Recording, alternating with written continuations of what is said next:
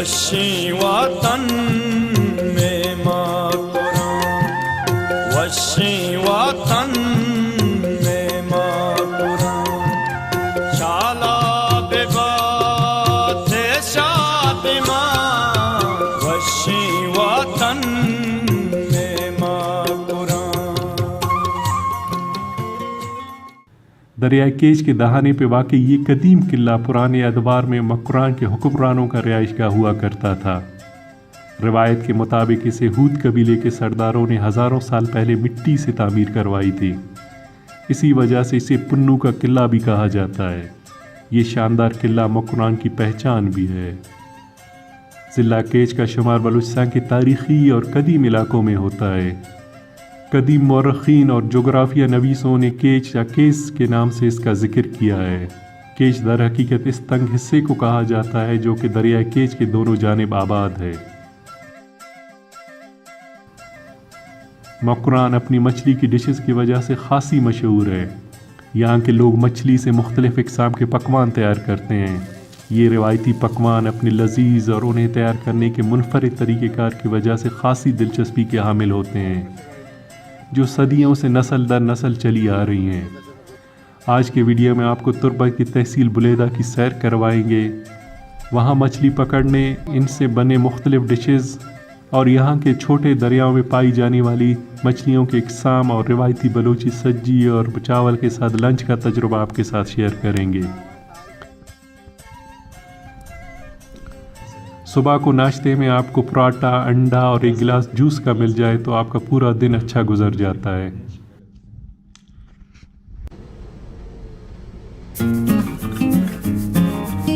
नाश्ता करने के बाद हम लोग बुलेदा की तरफ रवाना हुए।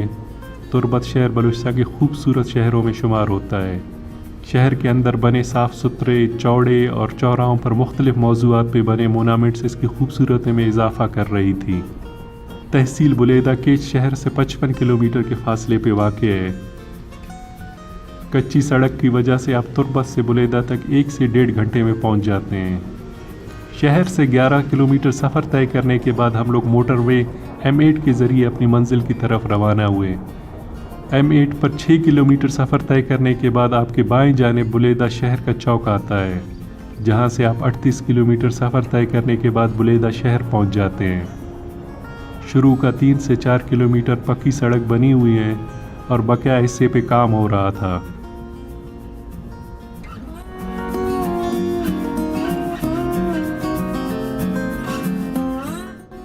ये 38 किलोमीटर सड़क ज़्यादातर पहाड़ी इलाकों पर मुश्तमिल है। सख्त चट्टानों को काट कर सड़क बनाई जा रही है। उम्मीद है कि ये अहम सड़क बहुत जल्द मुकम्मल हो जाएगा।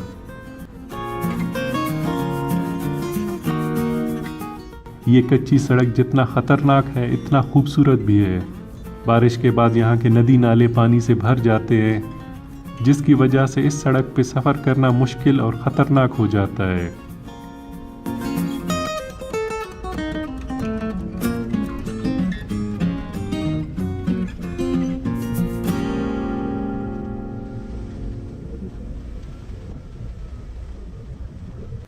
एक घंटे की मुसाफत के बाद हम लोग बुलेदा के गांव कोश्क पहुंचे।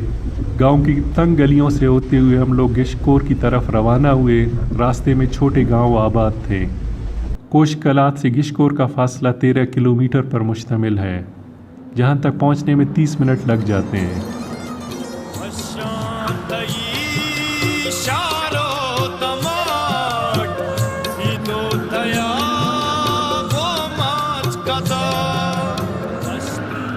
मैदानी और पहाड़ी इलाकों के दरमियान से बनी ये कच्ची सड़क नहायत दिलचस्प और खूबसूरत मनाज़िर पर मुश्तमिल था।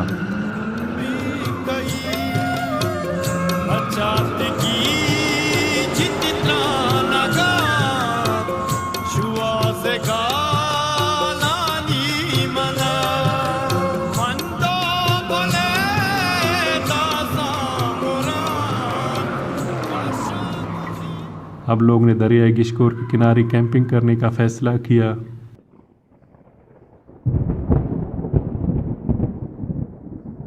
बारिश के बाद बलूचिस्तान के बरसाती नदी नाले पानी से भर जाते हैं। इनमें पानी काफ़ी अरसे तक बहती रहती है। गिशकोर ज़िला केच के बड़े दरियाओं में शुमार होता है। जो तहसील बुलैदा से शुरू होकर कलकोर के साथ मिलकर दरियाए केच बन जाती है। पानी के बाद इन दरियाओं के साथ साथ मुख्तलिफ दरख्त और झाड़ियाँ उग जाती हैं जो कि यहाँ के माल मवेशी के लिए नहायत मौजू है। यही बरसाती पानी माही परवरी के लिए नहायत मौजू है और दरियाओं में मुख्तलिफ इक़साम की मछलियाँ पाई जाती है। एडवेंचर के शौकीन अफराद यहाँ आकर कैंपिंग करते हैं, मछली के शिकार के साथ साथ यहाँ के पुरसुकून माहौल में वक्त गुजारते हैं। कैंपिंग की जगह की तयन के बाद हमने गाड़ियों से सामान उतारा। कुछ दोस्त खाना बनाने में मशगूल हो गए और कुछ दोस्त मछली पकड़ने में लग गए।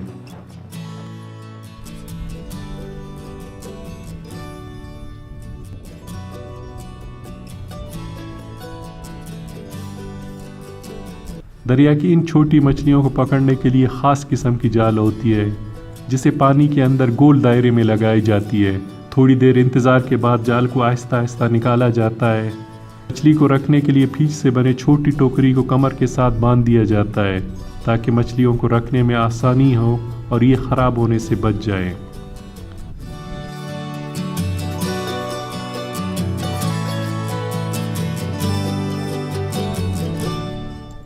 बलूची सब्जी बनाने के लिए अच्छी खासी लकड़ियों की ज़रूरत होती है, इसलिए कुछ दोस्त जंगल से खुश्क लकड़ियाँ जमा करने में लग गए।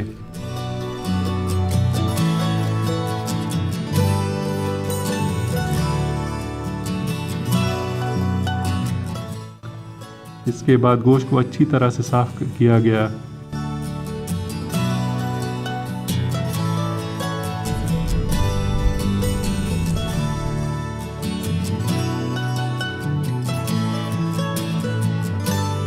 इसके बाद इन पे सिर्फ नमक लगाकर सीखों में लगाया गया।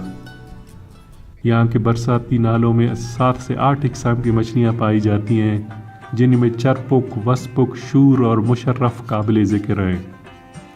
चरपुक ये मछली सफ़ेद और सुरमई रंग का होता है और इसकी लंबाई 3 से 4 इंच तक होती है। इसकी चमक और खाल पे चर्बी की तह की वजह से इसे चरपुक कहा जाता है। अगर आप इसे आग की हिद्दत पे पकाएं तो इसकी मखसूस खुशबू को लोग दूर से महसूस कर सकते हैं। ये अपने जायके और नरम जिसामत की वजह से सबसे ज़्यादा पसंद किया जाता है। वसपुक वसपुक बलूची ज़ुबान में सोए हुए को कहा जाता है। ये मछली पानी की तह में होता है और बहुत कम हरकत करती है और ऐसा महसूस होता है कि ये सोया हुआ है।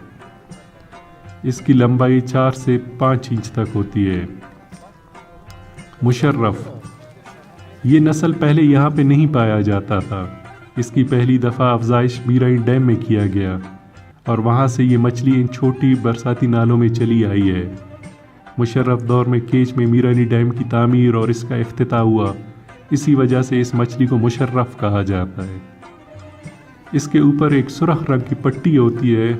इस मछली की अफजाइश बहुत तेज़ी से होती है और ये 1 फुट से भी ज़्यादा लंबा हो सकता है। शूर इस मछली को इसकी मखसूस रंग की वजह से शूर कहा जाता है। ये मछली 8 इंच से लेकर 1 फुट तक बड़ा हो सकता है।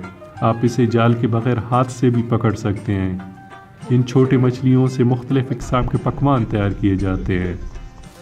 ग्रिल या बारबेक्यू इन मछलियों के ज़्यादातर लोग बारबेक्यू के तर्ज पर पका कर गरम गरम खाते हैं। सीख के लिए गंज के टहनी का इस्तेमाल किया जाता है। सबसे पहले गंज की टहनी से पत्तों को साफ करके इससे पतली सीख बनाई जाती है ताकि इसमें छोटी छोटी मछलियों को लगा सकें।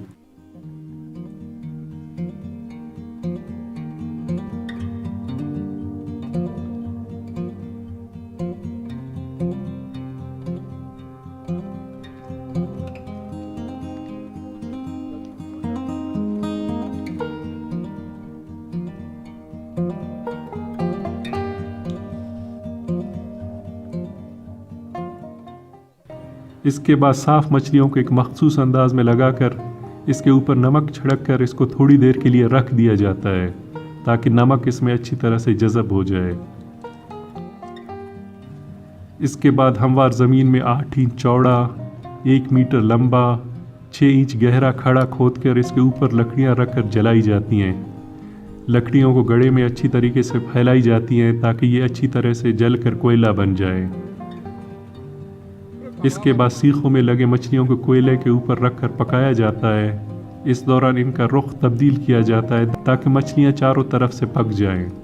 ये छोटी मछलियाँ अपनी चर्बी में आहिस्ता आहिस्ता पकती हैं, जिसकी खुशबू को आप काफ़ी फासले से महसूस कर सकते हैं।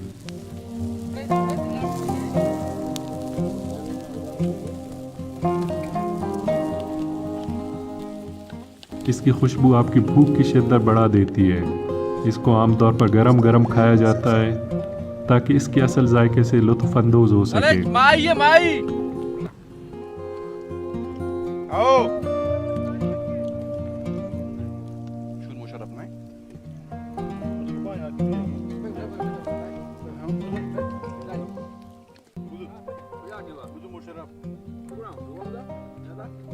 ये हमारी जो है मछली तैयार हो चुकी है। ये जो इसमें जो लगे हुए हैं इसको चरपुक बोलते हैं। तो अभी थोड़ी सी जायका आप टेस्ट करते हैं। आमतौर पे इसमें कांटे पतले पतले होते हैं, लेकिन वो नहीं खाते हैं, डायरेक्ट आप इसको खा सकते हो।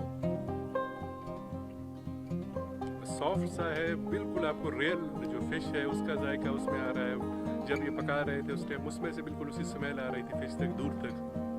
तो ये ऐसा फिश है जिसको आप जितना खाएं आपका जी नहीं भरता है। आप दरिया की ये मछली जिसामत में नहायत नरम और लजीज होती हैं। आप इनको जिंदा भी खा सकते हैं, कच्चा भी खाते हैं। इसको बलूची में कहते हैं चरपग। मजेदार है ना, बहुत मजेदार है। जब हम मछली ग्रिल करने में मसरूफ़ थे तो हमारे दूसरे दोस्त सब्जी बनाने में मसरूफ़ थे। गोश्त को दरमियान में लगाकर दोनों अतराफ से 1 फुट के फासले पे आग लगाई जाती है ताकि गोश्त आहिस्ता आहिस्ता अपनी चर्बी में पक जाए। फीश में पकाना। इन मछलियों को फीश के पत्तों में लपेटकर आग पे पकाया जाता है, जिसके लिए फीश की ज़रूरत होती है। फीश को उर्दू ज़ुबान में मिज़री कहा जाता है।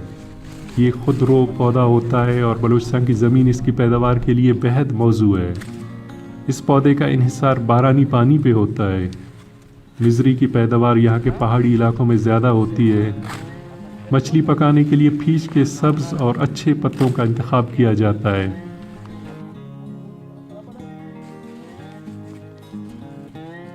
इसके बाद मछलियों के इसके दरमियान में रखकर इसके पत्तों को लपेटकर इन्हीं पत्तों से बांधा जाता है।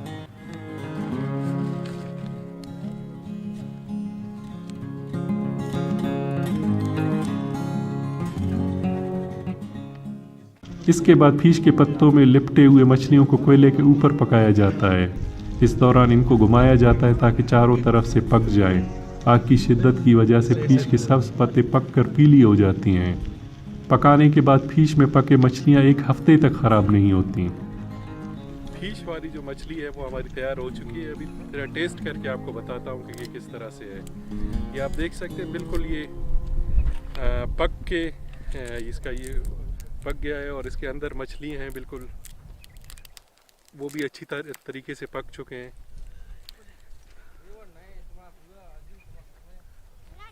ये बिल्कुल ऐसा लगता है मुंह में डालो मुंह में वो घुल जाता है। जायका बड़ा यूनिक सा है क्योंकि ये दरिया वाली मछली है, इसकी अपनी एक यूनिक सी टेस्ट है। फिर इसमें से फीश की जो जायका है और इसमें वो फिर स्मोकी फ्लेवर है आग का, तो वो एक कम्बिनेशन है एक फ्लेवर्स की, और थोड़ा हल्की सी नमक लगाया हुआ है उसके ऊपर। तो ये पूरी एक जायकों का एक पूरा मजमूआ है। इश्त पुश्त या बलूची पिज़्ज़ा। सबसे अहम डिश जो इन मछलियों से बनती है वो इश्त पुश्त है, जिसमें इन छोटी मछलियों को आटे में गूंदकर इसको फीश के पत्तों से बने फ्रेम में रखकर 2 गर्म पत्थरों के दरमियान पकाया जाता है। गोलाई की वजह से इसे बलूची पिज़्ज़ा भी कहा जाता है। अपनी अगली वीडियो में हम आपको बलूची पिज़्ज़ा बनाने का मुकम्मल तरीका सिखाएंगे। 2 घंटे के बाद जिस वक्त हम मछली पकाने और खाने में मसरूफ़ थे, हमारी बलूची सब्जी तैयार हो गई थी। मैं आखिर में अयाज़ बुलैदी और इनके तमाम दोस्तों का शुक्रिया अदा करता हूँ जिन्होंने मुझे अपने इलाके आने की दावत दी और अपने इलाके के बारे में मुफीद मालूमात दी। बलूची सब्जी को लोग गरम खाना पसंद करते हैं। हम सब ने मिलकर चावल के साथ बलूची सब्जी खाई। गिशकोर के किनारे बैठकर दोस्तों के साथ बलूची सब्जी खाने का अपना एक मुनफरिद मज़ा था जिसे आप अल्फाज में बयान नहीं कर सकते।